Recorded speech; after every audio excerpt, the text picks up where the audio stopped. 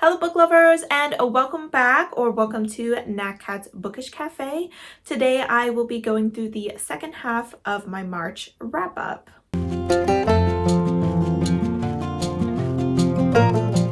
Alright guys, so we are already done with the first quarter of the year. Time is absolutely flying, and it is a time to go through all the books that I read in the second half of March, which I believe in this case would have been as of the 16th.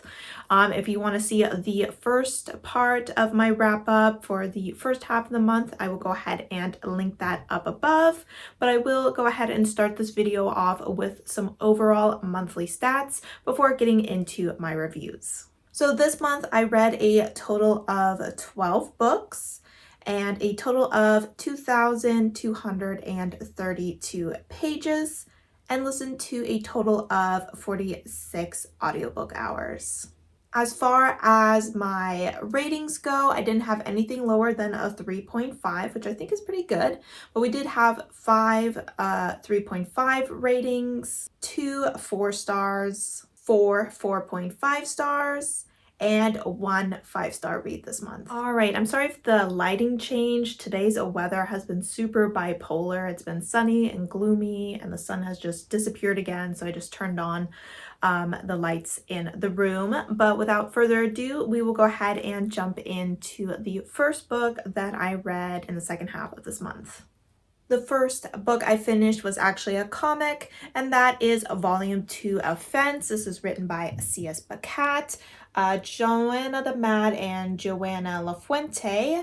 This is a YA series that follows a young man as he goes to a private high school on a sports scholarship, specifically for the sport of fencing. In the first 2 volumes, we have kind of followed him as he initially arrives at the school and starts taking part in the trials to see who actually gets on the team. This is very important for him because he's there on scholarship, so if he doesn't make the team, he loses his scholarship and has to leave the school as well. He's actually the bastard child of one of the world's most famous fencers, but he himself doesn't have any sort of professional training when it comes to fencing. So in these books, we are kind of watching him as he's struggling to relearn some bad techniques that he has taught himself over the years. He also has a rival who happens to be his roommate. This rival is the second ranked in the nation in their age group, and it's kind of unknown why he is at this lower ranking high school instead of the highest ranking high school where everyone kind of expected him to go. He's very standoffish, but our character keeps butting himself into his life because he sees him as his nemesis, so he wants him to see him as his nemesis as well. This book is very queer. We have a lot of interesting and diverse characters. I gave this one 3.5 stars. I did enjoy it more than the first one. I was a lot more invested in the tryouts this round and also thought it had a lot of good humor in it as well. Up next, I read a novella, which is Under One Roof by Ali Hazelwood. Quite a few of the books that I'll be mentioning in this wrap up here, I actually read in a weekly vlog because of Squash That series.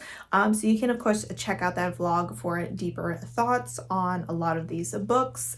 This book is about a environmentalist who is moving to the East Coast for the first time, and one of her mentors had passed away and left her a house. So she shows up at this house and there is a lawyer living there, a nephew or something of this mentor, and he actually is a lawyer for one of those companies, like an oil company or something like that, and they have to kind of live in this house together because they both own 50% of it. Obviously, there's a lot of headbutting going on because she thinks he's kind of evil because of the job that he has, as well as the fact that he keeps throwing money at her, trying to get her to sell her half of the house to him. But she's like, well, no. She wanted me to have this house for a reason, so I am going to stay here.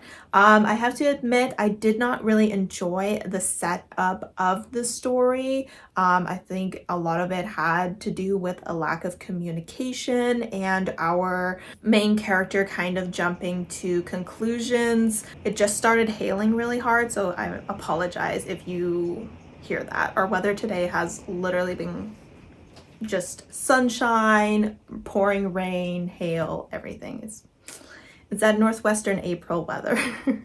But I felt that our main character was making assumptions based off of our character's career choice, and didn't even bother getting to know him or trying to figure out what was kind of behind his actions. And I thought that was a little frustrating, but I've never been a huge fan of the miscommunication trope. Despite the fact that Adelaide Hazelwood always uses it, I usually like it in her books, but unfortunately in this one, not so much.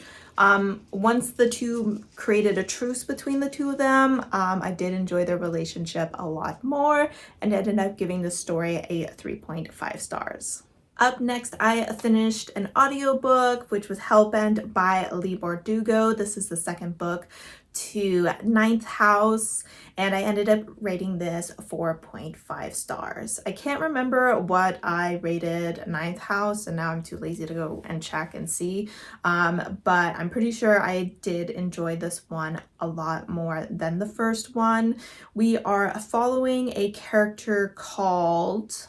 I have no idea what her name is. When it comes to audiobooks, I tend not to remember names because I'm not reading them. So I apologize. We are following a main character, and she is given the option to go to Yale on a full scholarship if she helps keep an eye on their secret organizations that are performing magic there. She has the ability to see ghosts, which is why she was asked to perform this task. And this is kind of her one opportunity to turn her life around, because at the beginning of the first book, she has just survived a very brutal and bloody killing scene, murder scene, I should say, and she has definitely had a tough childhood because of her ability to see ghosts, and she's hoping to learn a lot about herself and her abilities while being here. Unfortunately, in the first book, her mentor, who was supposed to kind of train her and walk her through all this stuff,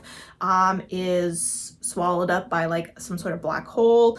And then a murder occurs on campus as well, which she then needs to handle on her own and is utterly unprepared for. Book 2 builds off of the activity in book 1, which primarily in this case was focusing on finding her mentor who was swallowed by that black hole.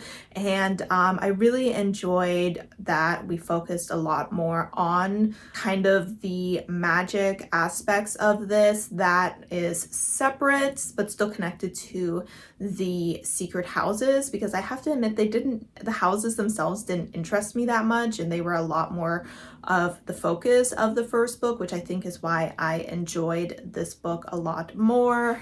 I really enjoy Leigh Bardugo's writing. I have in all of the books that I've read by her, and our main character definitely grew on me a lot more in this book. She's not the most likable, but by the end of this book, I was definitely rooting for her, and I felt like she was doing a lot more teamwork in this second book, and I always enjoy a group kind of ragtag team of people that are personality-wise, you would assume not compatible, coming together and resolving a huge issue is always a great time for me. So I'm very excited to see where the story goes from here, because some very interesting things happened. Next, I'm actually going to talk about 2 books at the same time because they're part of the same series and both are relatively short. All 3 books in this trilogy could be considered a novella. So I'm just going to talk about them both together so I don't have to dive too deep into the stories or anything and cause any spoilers. So the first one is book 2 to Binti, which is Home by Nnedi Okorafor, and the third book in the series is The Night Masquerade. Rating wise, I gave book 2 Home a 3.5 stars, and I ended up giving book 3 The Night Masquerade a 4-star rating. This is one of those series where I really think you have to kind of get past that first book to really get the most out of the story. I thought book one was decent. I think I gave it maybe a 3.5 star rating, but it is very much a introduction to the story. It's almost a book that focuses on creating the setting and setting things into motion, while book 2 and 3 focus more on the primary plot. In book 1, we are following Binti as she applies to a school of mathematics. She lives in a tribe that is very isolated and wants to stay that way, so it's very much frowned upon that she would want to leave to the other side of the universe to go to university. Her tribe is well known for harmonizing, which is using mathematics to kind of, it's hard to explain. It's kind of it's science crossing over almost into magic. It seems to have a lot to do with balancing or seeing the equations in everything around you and using those equations to kind of influence what's going on around you and things like that. And she is a master harmonizer and she wants to expand on these skills, which is why she's going to this university.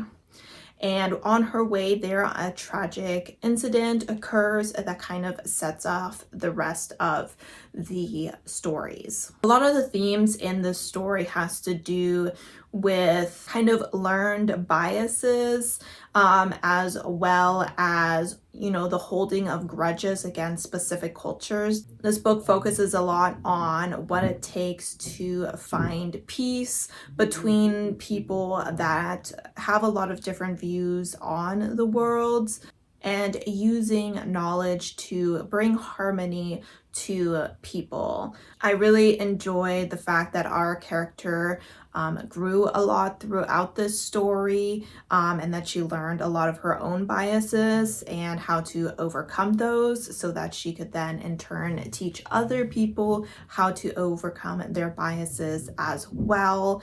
I really enjoyed her relationship with those around her. By book 4, she had a couple of companions by her side. They were all very different, but they used their differences in such a way to strengthen their reactions to certain situations. I really liked the sci-fi element of this story. I thought that there was some very interesting technology present within this story, especially in book 4. I thought that the plot was very unexpected and exciting. And overall, I thought it was just a very unique story, very different from a lot of things that I have read in the past. They were very quick to read since they were all relatively short. I thought the audiobook experience was very immersive as well. The narrator did a wonderful job. And overall, I think that you should definitely give them a try. I know the first book is a little bit middle of the road, a little meh, but I would definitely suggest going into those other books as well before giving up on it. All right, so the next book I finished was The Ippos King by Grace Draven. This is the third book to Radiance.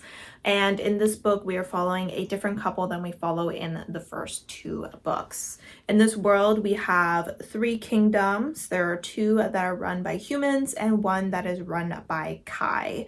The Kai are a very ancient being that have some magical abilities, though these magical abilities have been decreasing throughout each new generation. In the first book, we follow a couple that creates an alliance between the 2 kingdoms by getting married, and we follow their romance and their struggle as they take on certain roles within the Kai kingdom. In this book, we are following kind of the after effects of what happened in book 2, which was unfortunately a very tragic and traumatizing event. And we are following one of the human characters that played a big role in this, as well as the Shah of the prince that we follow in the first book. So a Shah is pretty much like, I would assume you would consider them like the general, the one who leads his armies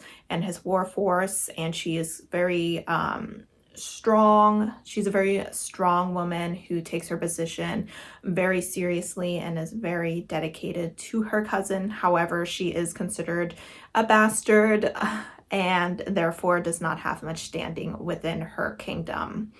This human man throughout the first two books has been showing a lot of interest in her romantically, and that romance kind of comes to fruition in this story.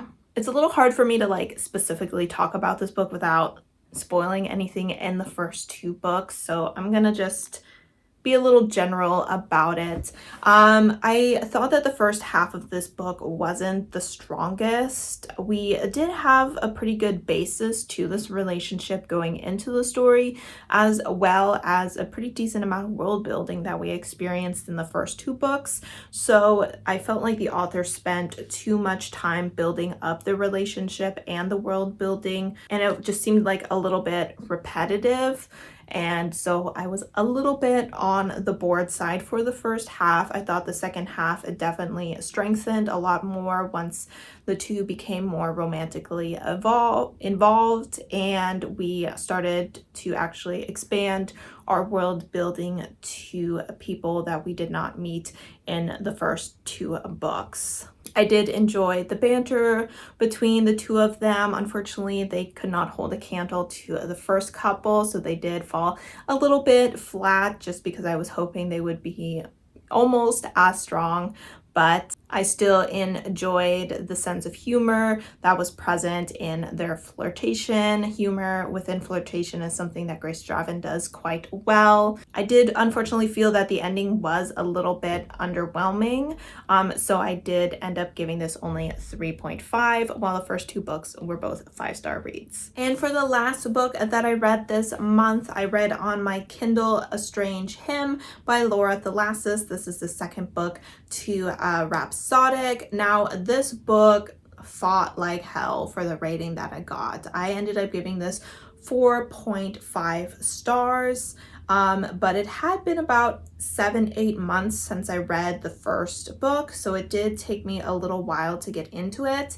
And then actually when I reached the 25% mark, I had to put down the book for a whole week to focus on the Squash That series readathon. And then once I picked it up again, I once again had to, kind of immerse myself in the story again. So she had a lot of breaks going on, but she won me over in the end. We are following a main character who is a siren. Her name is Calypso, and she grew up in the human world, but one day she ends up killing her abusive father or stepfather, I can't remember, and ends up calling on the Bargainer to help her kind of fix the situation because her father was a very powerful man. The Bargainer is a fairy who makes deals with people, and for every deal that you make with him, he gives you a bead, and eventually he will come for repayment. So over a course of about a year or so, she collects hundreds of these beads as she makes bargains with him, which pretty much equate to him being her friend, because she is very lonely and very isolated because there are not many sirens, and because of her ability to kind of hypnotize people and force them to do what she wants, she is kind of not the kind of person anyone wants to get close to. However, when she is about 17 or so, the Bargainer ends up disappearing and doesn't come back to her until about 7 or 8 years later. He comes to her saying he is ready to collect on those hundreds of beads and that he needs her help to solve some cases that are occurring in the Fae world. Someone is kidnapping both female and male soldiers. They are returning the female soldiers in a comatose state, and all of these females are pregnant with vampiric children. There's a lot of things that I really enjoy about the story. I'm very much a fan of the romance. Our main character has a darker side to her that is her siren, which is very much drawn to like sex and violence, and her love interest, the Bargainer, is actually the Fae King of the Night Kingdom, which deals in secrets and sex and violence and things like that. So they're very much compatible, and their relationship can get a little bit messy because of those animalistic instincts of theirs, which makes the steamy scenes a lot of fun.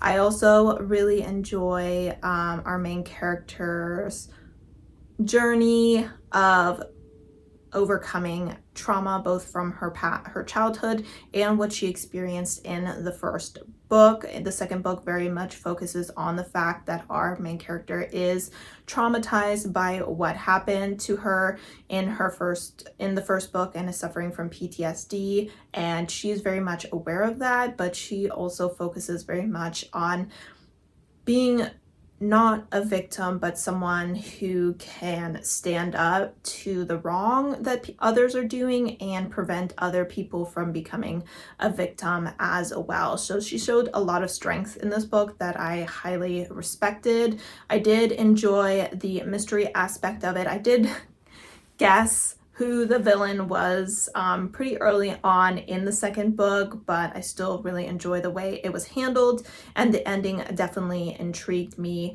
to see where the story is going to end. I did enjoy the exploration of the Fae Kingdoms, which we saw a lot more of in the second book, as well as learning more about our Dark Princess past. Alright guys, so those are all the books that I read in the second half of the month. I would say March went relatively well. As far as my favorite and least favorite, my favorite is The Hanged Man, which I read in the first half of the month, and my least favorite is actually a book I DNF'd, and I believe I talked about in the first half as well, which was Briefly a Delicious Life.